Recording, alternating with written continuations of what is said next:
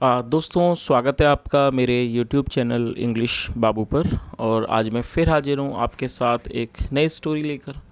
और दोस्तों, आज जो मैं स्टोरी आपके लिए लेकर आया हूँ ये एक फ़नी स्टोरी है, बहुत ही मज़ेदार कहानी है, सुनकर आपको बहुत मज़ा आएगा। उसके अलावा इस स्टोरी में आपको कुछ नए इंग्लिश के वर्ड मीनिंग सीखने को मिलेंगे, उनकी करेक्ट प्रोनाउंसिएशन के बारे में पता चलेगा, और जो इसका ग्रामर का पार्ट है उसे हमेशा की तरह बिल्कुल ही डिटेल में कवर करेंगे, तो एक एक स्ट्रक्चर को आप बहुत आसानी से सीख पाएंगे।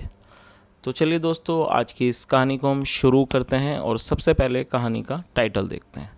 कहानी का टाइटल है मास्टर ब्लास्टर। तो दोस्तों, ये आज की इस कहानी का टाइटल है, शीर्षक है, और अब मैं इसे पढ़ना शुरू करता हूँ। आपसे रिक्वेस्ट है आप इसे बिल्कुल ध्यान से सुने। यदि आपको कोई नया वर्ड या फिर ग्रामर का नया स्ट्रक्चर देखने को मिले तो आप उसको नोट भी ज़रूर करें। तो चलिए इसको शुरू करते हैं। हिज नेम वॉज गुल्लू खान। क्या मतलब हुआ दोस्तों? ये जो हमारा वाक्य है ये सिंपल पास्ट का वाक्य है। जब हम पास्ट में कोई भी ऐसा वाक्य बनाते हैं जहाँ पर वॉज या वर का प्रयोग किया जाता है हेल्पिंग ऑफ के रूप में, और साथ में कोई भी नाउन या फिर एडजेक्टिव को लेकर वाक्य बनाया जाता है, तो इस तरह का जो वाक्य है वो सिंपल पास्ट का वाक्य कहलाता है, जहाँ पर किसी भी तरह की वर्ब का प्रयोग नहीं किया जाता है। तो इस लाइन का क्या अर्थ हुआ?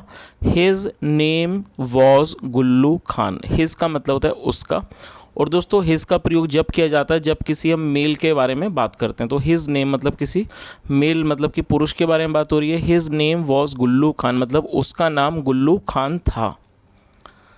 वंस मतलब कि एक बार। Once he sat on the railing. और दोस्तों ये जो हमारा वाक्य है ये पास्ट इंडेफिनिट का अफर्मेटिव वाक्य है, जहाँ वर्ब की सेकंड फॉर्म का प्रयोग किया जाता है, और सिट की सेकंड फॉर्म है सैट। सिट मतलब बैठना और सैट मतलब बैठा। वंस एक बार। He sat on the railing of his barn. Barn का मतलब है खलियान। तो इस लाइन का क्या अर्थ हुआ? Once he sat on the railing of his barn मतलब एक बार वह अपनी खलिहान की रेलिंग पर बैठ गया। And kept clapping his hands. Clap का मतलब होता है ताली बजाना। And kept clapping his hands, और अपने हाथों से वो तालियां बजाता रहा। दोस्तों यदि किसी वाक्य में कैप्ट का प्रयोग किया जाता है पास्ट में और साथ में वर्ब की फोर्थ फॉर्म, तो इसका मतलब ये है कि पास्ट में कोई क्रिया बराबर होती रही। तो इस लाइन का क्या अर्थ हुआ? And kept clapping his hands मतलब अपने हाथों से वो तालियां बजाता रहा। To create the sound. To create का मतलब उत्पन्न करना, पैदा करना। टू क्रिएट द साउंड मतलब साउंड को पैदा करने के लिए, साउंड आवाज़ को बनाने के लिए। ऑफ द ब्लास्ट एक धमाके की। ऑफ ए स्मॉल क्रैकर एक छोटे पटाखे की। तो दोस्तों इस पूरी लाइन का क्या मतलब हुआ कि वो तालियां बजाता रहा, किस लिए? ताकि वो एक आवाज़ को वो क्रिएट कर सके। किस चीज़ की आवाज़? एक छोटे पटाखे की आवाज़ को क्रिएट कर सके। तो दोस्तों आप इसको अच्छे से समझ ही आ गया होगा कि वो ताली बजाकर शायद वो इस चीज़ को एंजॉय कर रहा था, और वो इस तरह से मतलब ताली बजा रहा था कि वो छोटे से पटाखे का साउंड को क्रिएट कर रहा था। Later he discovered 500 flies dead. क्या मतलब हुआ? लेटर का मतलब बाद में, और दोस्तों डिस्कवर का मतलब होता है पता चलना, और ये सेकंड फॉर्म है। लेटर ही डिस्कवर्ड मतलब बाद में उसे पता चला, या उसने ये कह सकते हैं उसने पाया 50 फ्लाइज डेड कि 50 जो फ्लाइज थी मतलब जब मक्खियाँ डेड वो मर चुकी थी। Around where he was sitting. Around मतलब आसपास, वेयर ही वॉज सिटिंग जहाँ पर वो बैठा हुआ था। तो इस पूरी लाइन का क्या मतलब हुआ? Later he discovered 500 flies dead around where he was sitting मतलब बाद में उसे पता चला कि 50 जो मक्खियाँ थी वो मर चुकी थी, जहाँ पर वो जिस जगह पर वो बैठा हुआ था। चलिए आगे देखिए। He claimed those flies as his kills. क्या मतलब हुआ? दोस्तों क्लेम का मतलब होता है दावा करना, और ये सेकंड फॉर्म में क्लेम्ड। ही क्लेम्ड मतलब उसने दावा किया, दोज फ्लाइज उन मक्खियों पर, एज हिज किल्स अपने शिकार के तौर पर। तो आप इसका मतलब समझ में आ ही गया होगा, जब वो 50 मक्खियाँ मर गई तो उसने उन 50 मक्खियों को पर दावा किया उसके शिकार के तौर पर कि उसने उनका शिकार किया है। आगे देखिए। The people started calling him master blaster. दोस्तों इस वाक्य में स्टार्टेड का प्रयोग किया गया है, साथ में वर्ब की फोर्थ फॉर्म लगाई गई है। तो जब आप कोई भी ऐसा वाक्य बनाना चाहते हैं जहां वाक्य की टेल पर लगा, लगी, लगे जैसे शब्द आए, तो वहां पर इस स्ट्रक्चर का यूज़ किया जाता है। स्टार्टेड के बाद वर्ब की फोर्थ फॉर्म लगाई जाती है। मान लीजिए आप इस तरह से कोई वाक्य बनाना चाहते हैं, वह दौड़ने लगा, तो सब्जेक्ट के बाद वर्ब की फोर्थ फॉर्म का प्रयोग, साथ में वर्ब सब्जेक्ट के बाद स्टार्टेड फिर वर्ब की fourth form, he started running. तो इस लाइन का क्या अर्थ हुआ, the people started calling him master blaster, मतलब जो लोग थे वो उसे मास्टर ब्लास्टर पुकारने लगे या कह सकते हैं कहने लगे। चलिए आगे देखिए।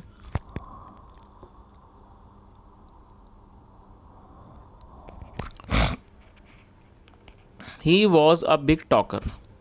He was a big talker का मतलब होता है कोई बातूनी आदमी जो बहुत बातें बनाता है, बड़ी बड़ी बातें करता है। तो क्या मतलब हुआ, he was a big talker, वो एक बहुत बातूनी आदमी था, मतलब बड़ी बड़ी बातें करने वाला आदमी था।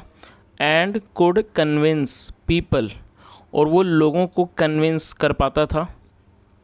कन्विंस का मतलब होता है किसी व्यक्ति को सहमत कर लेना, अपने साथ उसको राज़ी कर लेना।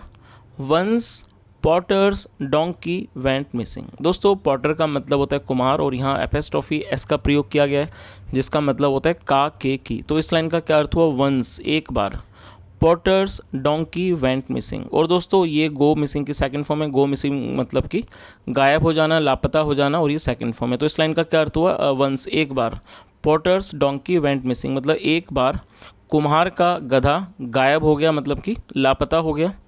इनफैक्ट का मतलब होता है असल में। Thieves had stolen it. दोस्तों इस वाक्य में हैड के साथ वर्ब की थर्ड फॉर्म का प्रयोग किया गया है।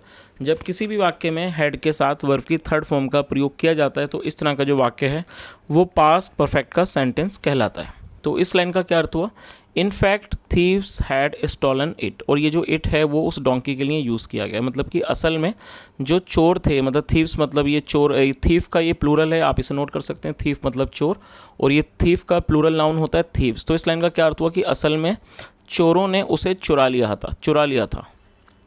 एंड सोल्ड इट, और उसको बेच दिया। और दोस्तों ये सेल की सेकंड फॉर्म है, एंड सोल्ड इट, और उसको बेच दिया। The potter sought the help of the master blaster. दोस्तों आप इस वर्ड को नोट कर सकते हैं, SEEK, सीक मतलब मांगना होता है, और ये उसकी सेकंड फॉर्म है साउट। तो इस लाइन का क्या अर्थ हुआ, the potter sought the help of the master blaster, मतलब जो पॉटर था, कुमार था, उसने मास्टर ब्लास्टर की मदद मांगी। इन सीकिंग आउट हिज डोंकी। इन सीकिंग आउट हिज डोंकी मतलब अपने डोंकी को ढूंढने के लिए या पाने के लिए। Master Blaster set out towards jungle. तो इस लाइन का क्या अर्थ हुआ, जो मास्टर ब्लास्टर था सेट आउट वो निकल पड़ा, टूवर्ड्स जंगल, जंगल की तरफ निकल पड़ा। To look for the donkey. दोस्तों लुक फॉर का मतलब होता है ढूंढना, to look for the donkey मतलब गधे को ढूंढने के लिए। ऑन हंच, हंच का मतलब, ऑन हंच का मतलब होता है अंदाजे में, मतलब कि अंदाजे में वो जंगल की तरफ निकल पड़ा। किस लिए निकल पड़ा, गधे को ढूंढने के लिए। चलिए आगे देखिए। Suddenly it started raining. दोस्तों इस वाक्य में भी स्टार्टेड का प्रयोग किया गया है जिसका मतलब होता है लगा, लगी, लगे। सडनली मतलब अचानक, इट स्टार्टेड रेनिंग मतलब कि अचानक बारिश होने लगी। And he rain saying Dropula comes, Dropula comes. क्या अर्थ हुआ, एंड ही रैन, और वो दौड़ा, सेइंग ये कहता हुआ, ड्रॉपुला कम्स, ड्रॉपुला कम्स मतलब वो ये कहते हुए दौड़ा कि जो ड्रॉपुला है आता है, ड्रॉपुला आता है, ऐसा कहते हुए वो दौड़ा। टू फाइंड कवर, कवर का मतलब होता है किसी चीज़ की आड़ लेना, कवर लेना जिसके नीचे वो अपने आप को ढक सके। To find cover under a tree मतलब एक पेड़ के नीचे कवर लेने के लिए वो दौड़ा।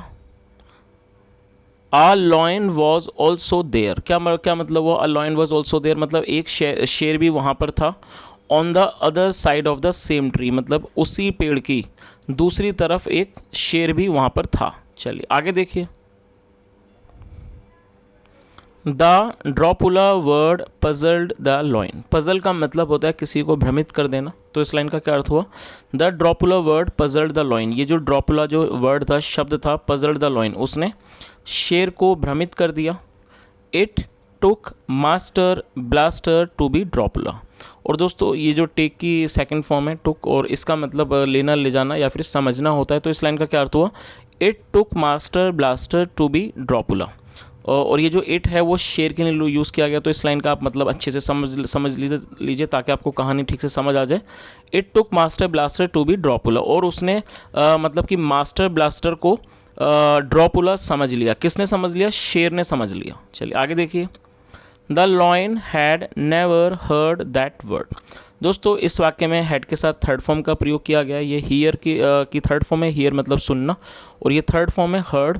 तो ये भी हमारा पास्ट परफेक्ट का वाक्य है, और नेवर का मतलब होता है कभी नहीं। तो इस पूरी लाइन का क्या अर्थ हुआ? The lion had never heard that word, मतलब शेर ने उस शब्द को कभी भी नहीं सुना था। Nor it new any creature of that name, nor it new, ना ही वो जानता था, एनी क्रिएचर किसी भी प्राणी को, ऑफ दैट नेम उस नाम के। तो इस पूरी लाइन का क्या अर्थ हुआ कि जो शेर था उसने इस तरह के शब्द को कभी भी नहीं सुना था, ना ही वो इस तरह के किसी भी प्राणी को जानता हो, इस नाम के किसी भी प्राणी को जानता था। चलिए आगे देखिए। द लॉयन स्टेड देयर, जो लॉयन था वो वहाँ पर रुक गया। फ्रोजन स्केर्ड ऑफ ड्रॉपुला, मतलब उस ड्रॉपुला से डर कर वो एकदम वहाँ पर फ्रोज हो गया, एकदम जम गया, और डर से वो इस ड्रॉपुला के डर से। Could it be brother of Dracula, और उसने क्या सोचा, could it be brother of Dracula, क्या मतलब क्या ये ड्रैकुला का भाई हो सकता है। चलिए आगे देखिए।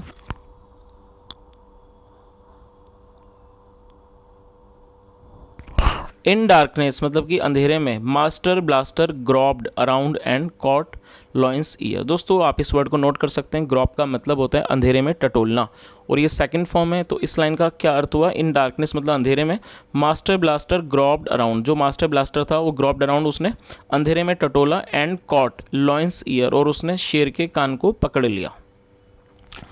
चलिए आगे देखिए। ही थॉट, उसने सोचा, इट वॉज पॉटर्स डोंकी, उसने सोचा कि ये मतलब कि कुम्हार का गधा है। He brought the lion to potter's hut dragging it by its ear, क्या मतलब हुआ? और दोस्तों ये हमारा पास्ट इंडेफिनिट का ही अफर्मेटिव वाक्य है, और ये ब्रिंग की सेकंड फॉर्म है brought. He brought the lion मतलब वो शेर को ले आया, टू पॉटर्स हट, पॉटर्स मतलब कुम्हार की झोंपड़ी पर ले आया। ड्रैगिंग इट, उसे खींचते हुए, ड्रैग मतलब खींचना, ड्रैगिंग इट उसे खींचते हुए, बाय इट्स ईयर उसके कान से। तो इस पूरी लाइन का क्या अर्थ हुआ? मतलब वो शेर को कुम्हार की झोंपड़ी पर ले आया, खींचते मतलब उसके कान से खींचते हुए, मतलब कान पकड़कर खींचते हुए। एंड टाइड इट, उसे बांध दिया, टू डोंकीज टैदर मतलब उसे गधे की रस्सी से उसने बांध दिया। चलिए आगे देखिए। The news reach the king, news का मतलब होता है किसी खबर, रीच मतलब पहुंचना, और ये सेकंड फॉर्म है। The news reach the king, जो खबर थी वो राजा तक पहुंची, दैट की the man eater lion has been caught. दोस्तों इस वाक्य में आप देख सकते हैं हैज़ बीन के साथ वर्ब की थर्ड फॉर्म का प्रयोग किया गया है।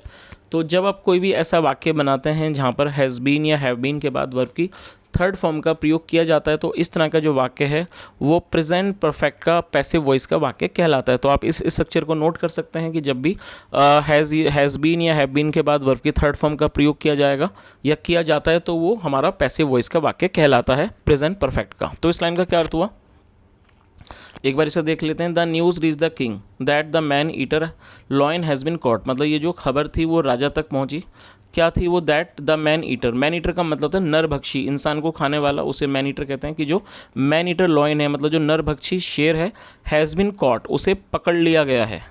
He had declared a big prize for the catcher, और डिक्लेयर का मतलब है घोषित करना, घोषणा करना, सेकंड फॉर्म है। ही हैड डिक्लेयर्ड, और ये जो ही है राजा के लिए यूज़ किया गया। He had declared a big prize for the catcher और किलर ऑफ दैट लॉइन, और उन्होंने मतलब एक बहुत बड़ा प्राइज़ मतलब एक बड़ा पुरस्कार जो है घोषित कर रखा था, किसके लिए? फॉर द कैचर पकड़ने वाले के लिए, और द किलर या फिर मारने वाले के लिए, ऑफ दैट लॉइन उस शेर के। तो इस पूरी लाइन का मतलब क्या हुआ कि जो राजा थे उन्होंने एक बहुत बड़े इनाम की जो राशि थी उसकी घोषणा कर रखी थी, किसके लिए? जो उसको पकड़े या फिर जो उसको मारे, उस शेर को। चलिए आगे देखिए। The king rewarded master blaster, और रिवॉर्ड को यहाँ पर वर्ब के रूप में प्रयोग किया गया जिसका मतलब होता है पुरस्कार, और ये सेकंड फॉर्म है। Rewarded, the king rewarded master blaster, जो राजा थे उन्होंने मास्टर ब्लास्टर को पुरस्कृत मतलब कि पुरस्कार दिया। एंड एम्प्लॉयड हिम, और उसे काम पर रख लिया। एम्प्लॉय मतलब काम पर रखना, सेकंड फॉर्म है। एंड एम्प्लॉयड हिम, उसे काम पर रख लिया। इन इस कोर्ट, अपने दरबार में। ऑन ए हाई पोस्ट, एक ऊंचे पद पर। चलिए तो दोस्तों ये कहानी थी। अब इस कहानी का एक बार मॉरल भी देख लेते हैं। Some time things just happen when the luck is smiling, क्या मतलब हुआ कि कई बार चीज़ें जो हैं वो अपने आप हो जाती हैं। Van the luck is smiling, जब आपका भाग्य आपके साथ हो। तो दोस्तों ये एक बहुत छोटी सी कहानी थी, फ़नी स्टोरी थी। मैं उम्मीद करता हूँ कहानी आपको अच्छी लगी होगी, और यदि आपको मेरा पढ़ाने का प्रयास भी अच्छा लगा हो तो आपसे रिक्वेस्ट है वीडियो को लाइक करें, शेयर करें, चैनल को सब्सक्राइब करें, और यदि आज के वीडियो में आपने कोई नया वर्ड सीखा हो तो कमेंट के माध्यम से ज़रूर बताएं। सुनने के लिए thank you so much. Have a nice day and bye.